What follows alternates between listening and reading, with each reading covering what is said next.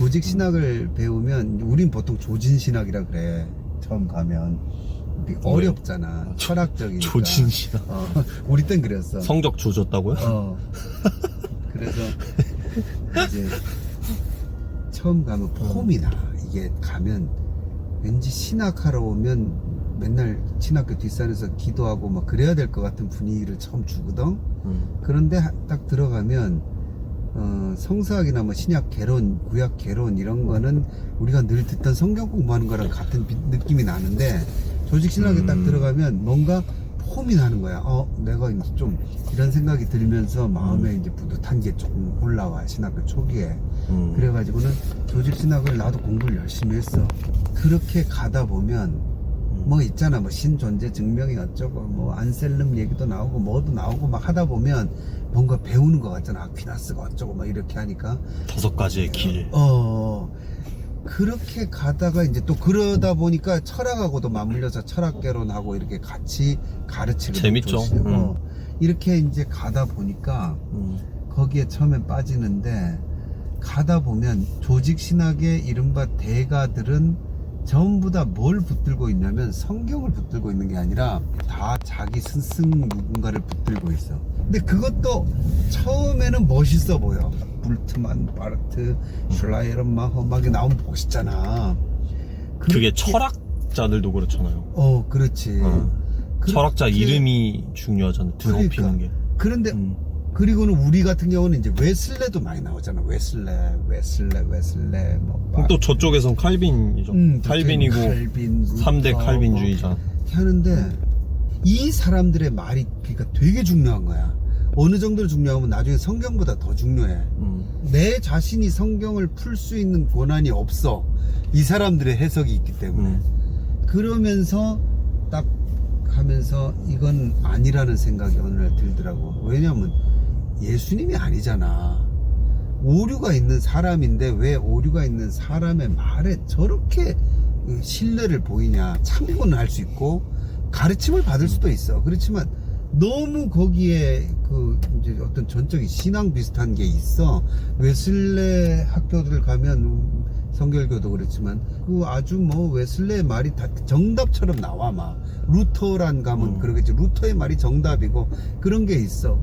우리가 닿지 못한 곳까지 물론 간 부분도 있지만 또 아닌 부분도 있다고. 우리가 알듯이 칼빈이 뭐 토기장에게 비유 해석한 거는 완전히 그건 잘못 해석한 거거든.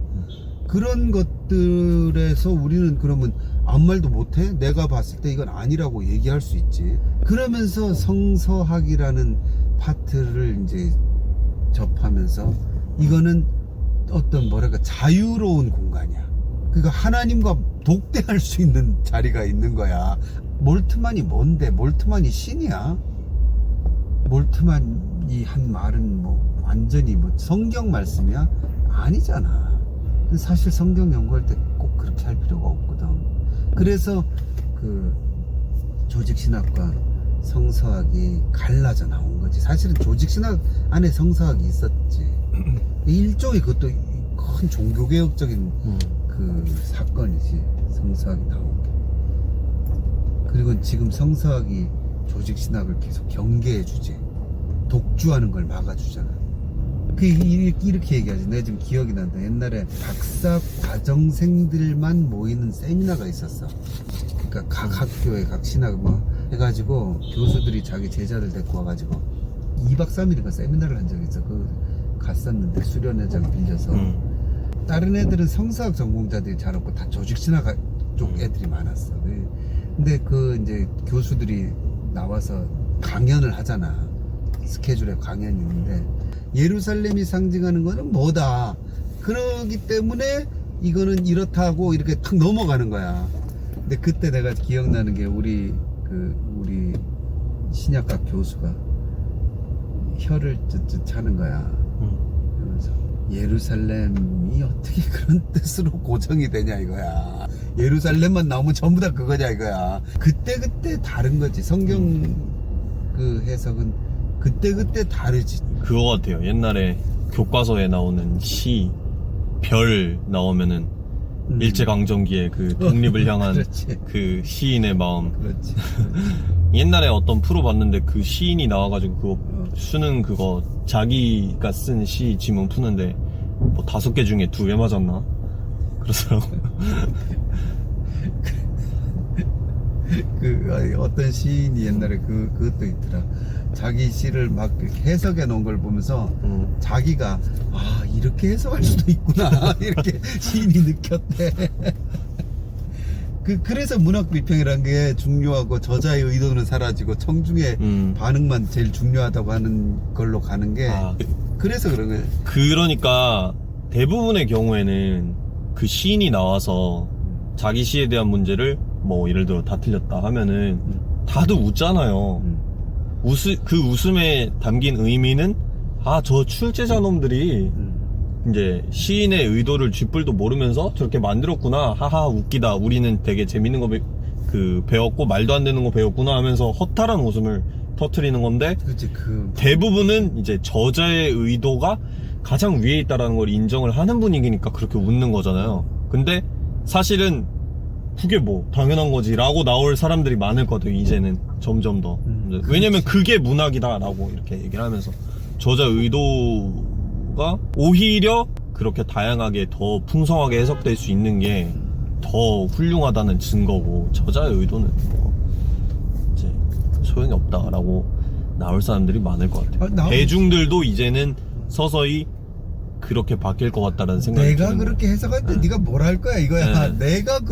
나는 그렇게 보는데, 나는 그렇게 보겠다는데 네가 그쵸. 뭘 할 거야, 이제 그런 식이지. 그러니까 옛날에는 뭐 몇몇 학자들이나 그렇게 얘기하고 대중은 다 그랬겠지만 이제는 분위기가 좀 더 많이 바뀌고 있잖아요. 그거. 근데 사실은 그거를 보면서, 시인이 틀리는 걸 보면서 허탈한 웃음을 짓는 게 사실은 직관적이고 그게 맞는 거잖아요, 사실은. 분명히 저자의 의도가 있지. 그러니까 그게 100%도 아니고 이제 해석자의 풍성한 의미가 중요하지 않은 것도 아닌데, 그걸로 100% 가버리면은 특히 세상에 뭐가 남냐고요. 특히 바울 서신서들 있지. 바울뿐 아니라 서신서들, 신약, 저 사도행전도 사실은 서신 형태잖아. 이 서신이라는 거는 반드시 저자의 의도가 있어. 편지를 쓰는 사람이 있고 수신자가 있고, 편지를 쓸 때 그 사람이 어떤 의도로, 짧기나 하나 얼마나 길어, 그 긴 편지를 쓸 때는 이거는 문학 작품으로 너희가 알아서 해석해라고 던지는 게 절대 아니야.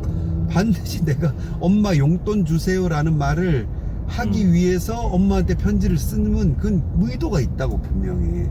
그거를 놓쳐버리고 아무것도 아니라고 얘기할 수는 절대로 없는 거지. 그러면 핵심에 못 가지. 재미는 있을 수 있지. 저자의 의도를 다 없애버리고 우리 마음대로 한번 읽어보자, 우리가 느껴보자, 뭐 이렇게 가면 제일 흥미롭게 스펙트럼은 넓어지지만 그때 이게 진실은 사라지지. 양쪽에서 그런 것 같아요. 그러니까 한쪽은 속된 말로 불경한 그런 성경 학자, 불경하다는 거 약간 농담식으로 하는 말이긴 한데, 하여튼 좀 더 진보적인 시선으로 봤을 때 그런 결과가 나오고, 반대로 교인들이 많다고 했잖아요. 되게 신실하고 보수적인 교인들 중에 그런 경우 되게 많은 것 같아요.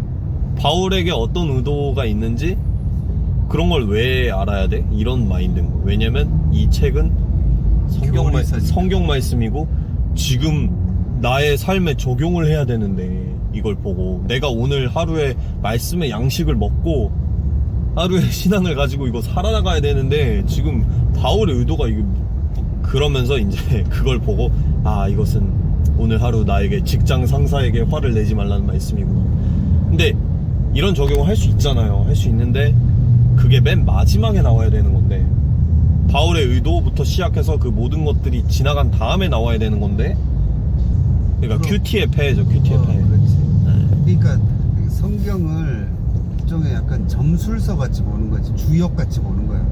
그 안에 있는 스토리가 아니라. 그런 멘탈리티에서 그런 게 나오는 거잖아요. 올해 뭐 말씀 뽑기, 뭐 그런.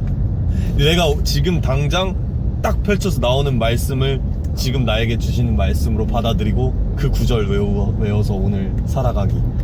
그러니까 나도 옛날에 그거 비판 많이 했다가 많이 싸웠어 우리 동기들이랑은. 뭐 어떠냐고 막 이런 애들이 있었거든. 근데 뭐 어떤 건 맞죠? 그게 뭐 어떤 건 네. 맞는데 문제는 이제 뭐냐면 뒷 배경에 또 거대한 음모가 있어. 무슨 음물? 왜냐하면 말씀을 뽑을 때에 아무 말씀이나 다 뽑을 수 있는 가능성으로 뽑는 게 아니라 좋은 것만 넣어놨죠. 거기에 자기 네. 교인들한테 뭔가 목사의 의도가 들어간 말씀만 뽑아서 그래. 놔둔 거야 거기. 그렇지, 그러니까 그렇지. 그거는 사실은 조작된 그렇지. 뽑기야 그것도. 조작된 뽑기. 전부 다 뽑으면은 지금 당장 돌로 쳐라 이거 나오면 어쩔 거야 이거. 거기 그러니까 옛날에 어떤 어떡할 사람이 거야 이거. 그 옛날 농담이지. 어떤 사람이 오늘 말씀 뭘 주시나고 탁 유다가 가서 목매어 죽으니라 그래서 아 이건 아니야 그러고 탁 넘겨갔지. 너도 속히 가서 그 일을 행하라 이렇게 나왔다 그러잖아. 그러니까 그런 그 사람 식으로 어떻게 됐어요 지금? 아유 걱정되는데. 주의 말씀을 순종하는 사람이면 비극이 일어났겠지. 근데 진짜 기독교 출판사들이 근데 작긴 작더라. 작지. 우리나라는 그리고 출판사는 안 커도 되는 게 여기도 마찬가지지만 출판사가 인쇄소하고 또 관련이 없거든. 인쇄할 필요가 없잖아. 인쇄는 다른 또 공장에서 하기 때문에 그냥 오손도손 모여서 하면 돼. 그러니까 안 커도 되고. 엄마랑 아빠도 원주 있을 때 사업자 등록을 내서 출판사를 하나 사업자 등록을 낸 적이 있어. 아직도 있어요? 아니야, 없애고 왔지. 근데 사업자 등록을 하는 건 쉽고 그래서 요새 1인 출판도 되게 많이 해요. 1인 출판을 얼마든지 할 수 있어. 이제 책을 만들 때 필요한 프로그램을 통한 파일 있잖아.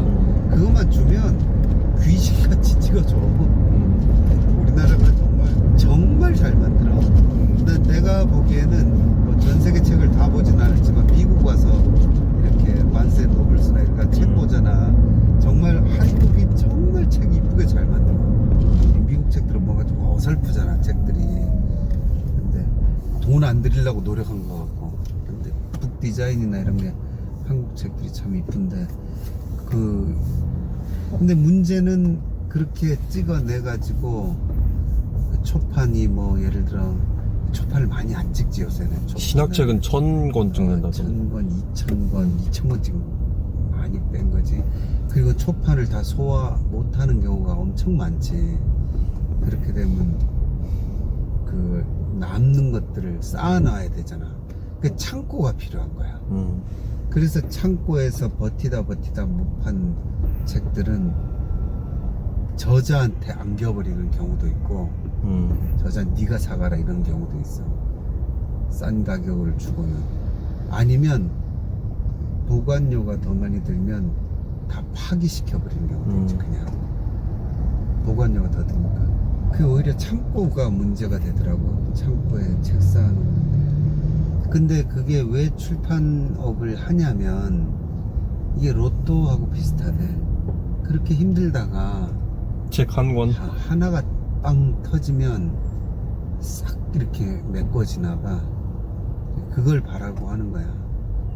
내놨을 때 어디서 터질지 이것도 잘 모르고. 주앤 롤링 그래. 출판사 10군데 거절당했다는데 땅을 치고 후회.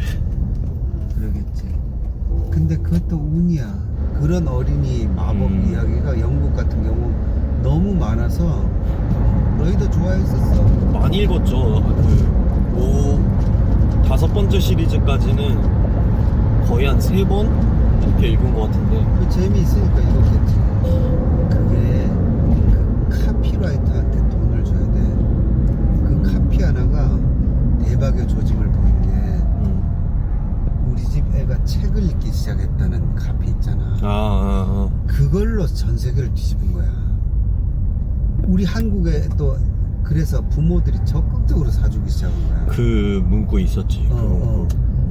그게 전 세계에 다 먹혀 들어가고 부모들은 어떻게든지 애들한테 책을 읽히고 싶은데 근데 그런 책도 읽는 게 좋아. 그게 엄청 좋은 광고 문구인 게 허위 광고가 아니에요. 그러니까. 실제로 읽기 시작했어요. 그래서 애들이 책을 많이 읽었지. 그럼 굉장히 긍정적이지. 어. 내용이 좀 더 다른 거면 좋겠는데 어쨌든 문자 해독 능력을 키우는데 당연히 좋죠. 상상력도 키우고 하는데 좋지. 지금이랑은 근데 또 달라요. 그때는 될 것 같은데 와 지금 해리포터 같은 센세이션이 일어날 수 있을까? 아이패드와 그 유튜브와 그거를 들고 애들이 그걸 안 보고 책을 볼 수가 있을까? 그 또 10년 20년 전이랑 완전히 판도가 다른 거야. 그래서 뭔가가 다 맞아 떨어져서 운이 좋은 거야. 20년 뒤면은 힘들어요. 지금은 애들의 뇌 자체가 유튜브의 그 빠르고 자극적인 거에 이제 도파민 수용체 자체가 맞춰져 버려가지고 책을 읽을 수가 없어요. 진짜. 영상도 뭐 몇 초래며 몇 초까지만 올리는 그런 영상이 있다며. 무슨 틱톡? 하여튼 보안에서 승부를 봐야 된다고. 5초? 아니 30초? 1분? 그거 안 써서 모르겠다. 하여튼 나부터도 있어요, 그래. 나부터도 그게. 보면 이 유튜브 뭐 이렇게 볼 것 같은데 지루하게 나가잖아. 그러니까 앞에서 하이라이트 그렇지. 받고 시작하는 거예요. 근데 내 사이트가 그렇겠지. 내 채널이 그렇겠지. 지루하겠지. 그러니까 그런 거는 근데 애초에 아빠 영상 같은 경우에는 이 클릭 자체를 각 잡은 사람들이 하기 때문에 아니 그 사람들을 위한 거야. 아니 일단 봤을 때 50분이면은 재밌는 거 찾아다니는 애들은 클릭 자체를 그렇지. 안 해. 안 하지. 안 하겠지. 이름을 참 잘 정해보자. 이 아빠와 아들이라 그럴까? 여러 가지 생각하고 있었는데 여러 가지 생각했거든요. 그때 뭔가 입에 붙는 패러디가 하나 생각났어. 뭔데? 오부자들 한 다음에 그 뒤에 부제도 있는데 부제는 까먹었다. 오부자들이 이게 내부자들 패러디인데 내부자들이랑 아무 상관은 없어요. 근데 뭔가 붙어. 그래서 오부자들 하고 오부자. 그 어쩌고 저쩌고 있어서. 부자라는 거는 거기서 부와 자가 다 나왔잖아. 네. 들자를 붙여? 원래 안 붙이는데 내부자. 그냥, 맞아. 예. 오늘 맞추려고. 그냥. 근데 부자들도 안 쓰는 말이긴 한데 사실 맞지 그냥 않아요? 그것도 왜냐면 오부자 그러죠, 부랑 오부자. 자니. 그러니까 원래는 오부자의 가제가 오부자의 바이블 스콜레였잖아요. 근데 근데 오부자가 들어가고 평범한 유튜버 가족의 신학 토크 뭐 이런 거였어요. 이거 말고 밀려고 했던 게 이 내용에 들어가는 거 중에 토크라기보다는 오부자의 신학 진단, 교회 진단이라고 하면 너무 세고 교회 진단 할 필요 없어. 오부자의 신학 진단을 생각했었는데 그 다음에 오부자들 생각한 거니? 교회를 진단하면 구체화되잖아. 아니 안 되죠. 신학은 우리를 안 되죠. 공격할 수 없잖아. 교회는 추상적인 우리를 대상. 공격할 수 있어. 빌리 그레함 목사님하고 빌리 그레함 목사님 하더라고는 이런 얘기. 안 할걸요? 물려받을 때 이 돈은 여기 어디 들어가고 이거 가르쳐 줘야지. 지금 뭐 이게 없으니까 이런 얘기를 하는 거예요 사실. 예를 들어 뭐 아빠가 뭐 한 5만 명 교회에 담임 목사고 내가 그거를 물려받을 사람이면은 이런 얘기 안 하죠. 경영을 가르쳐. 경영 얘기해야지. 돈 얘기하고. 장로들을 휘어잡느냐, 어떻게 하면 교회 재정을 그런 얘기예요. 운영을 해야 되느냐, 그런 거. 근데 실제로 그런 교회들이 있지. 근데 이것도 결국에는 교회에서 돈놀이 한다는 이미지가 있으니까 세습이 마치 그 대기업에서 물려주는 거와 똑같은 그런 이미지를 가지고, 그리고 실제로 그런 면도 있고, 그러다 보니까 그렇게 욕을 하는 거지. 사실 세습 이제 옹호하는 쪽에서는 까는 사람들이 오히려 그런 이미지를 가지고 있으니까, 교회가 소유물이라는 거를 가지고 있으니까 이렇게 까는 거고, 뭐 이거 섬기려고 이렇게 하는 건데, 뭐 이렇게 얘기하면서 이거는 뭐 교단 헌법에 어긋나는 것도 아니고 뭐 어쩌고 저쩌고 얘기 이렇게 하는데, 말을 세세하게 이렇게 쪼개서 보면은 또 일리가 있는 반박들을 하고 있거든요. 근데 이게 약간 이렇게 동떨어져 있어요. 이 실제 삶이랑 실제 사회의 분위기, 그리고 교회에 대해서 사람들이 생각하는 것 이것저것 이런 거랑 그냥 동떨어져서 뭔가 형이상학적 차원에서 원론적인 이야기를 하는 것처럼 들리죠. 아무도 갈 사람이 없는 교회인데 아들이 갔다. 그런 경우에도 비판할 거냐? 라고 하면서 안 할 거잖아. 그러면 뭐 예를 들어 명석교회는 왜 해? 똑같은 건데 라고 하는데 그것도 되게 이렇게 붕 혼자 떠있는 느낌. 현실 세계와 근데 안 갔잖아요. 그러니까 그게 어떻게 갔냐라고 하면은 그 사람들이 오히려 역정을 낸다니까. 그럼 교회가 다 주님 안에서 이 규모가 작은 교회든 큰 교회든 다 주님의 몸된 교회지 뭐 그게 무슨 차이가 있냐 이러면은 명성교회 김하나 목사는 자기가 안 하겠다고. 그러니까 자기가 그걸로 또 인기를 끌었어요. 비겁한 거지. 애초에 입을 다물고 있든지 아니면 그렇게 하면 자기 아버지가 그래도 난 죽어도 안 한다 하든지. 그럴 수 없는 뭔가가 있나 봐요. 아 근데 자기 욕심도 있어. 자기 욕심이 있지. 그러니까 자기 욕심을 포함해서 그럴 수 없는 상황이 있나 봐. 그 안에서는 또 그러니까 자존심 때문이라도 그리고 이미 목회하고 있는 교회도 굉장히 컸잖아요. 그러니까 우리나라 정치인들 봐봐. 뭐 돈이 그렇게 모자랐던 것도 아닐 거고. 근데 그 철판을 이만큼 두껍게 깔고라도 들어가는 자기 욕심 포함, 몰리는 정황 포함 그런 게 있는가 봐. 그게. 우리나라 정치인들도 정치 안 해요 그래놓고 그치, 다 하잖아요. 그러니까 일단 자기 욕심 분야에서 보면 가지는 게 자기 원래 많이 가지고 있지만 더 가져야 돼. 더 가지는 데 있어서 상상 못할 만큼 뭐 기대감을 일으키는 뭔가가 있는 거겠지. 그리고 뿐 아니라 그 다음에 이제 상대편도 뭐 넌 하면 안 돼 이렇게 나오면 모르는데 네가 꼭 해주면 좋겠다는 쪽으로 가면 저도 마음이. 그러니까 교회에서 날 필요로 하니까. 네, 다들 해달라 그러니까 그게 이제 옳은 일로 보이고 그거를 안 하면은 오히려 배신하는 것처럼 그런 그러니까 분위기가 몰리면은. 근데 그 규모가 뭐 한 300~400명이면 모르겠는데 이게 단위가 몇만 뭐 이렇게 되면 그 사회 자체가 하나의 거대한 사회잖아요. 그 안에서 뭔가 처신하기도 바쁜데 그 밖에까지 안 보이는 거이지. 밖에서 뭐라고 하는지. 저도 근데 비판 영상을 올렸지만 그거는 교인들이 날 원했다.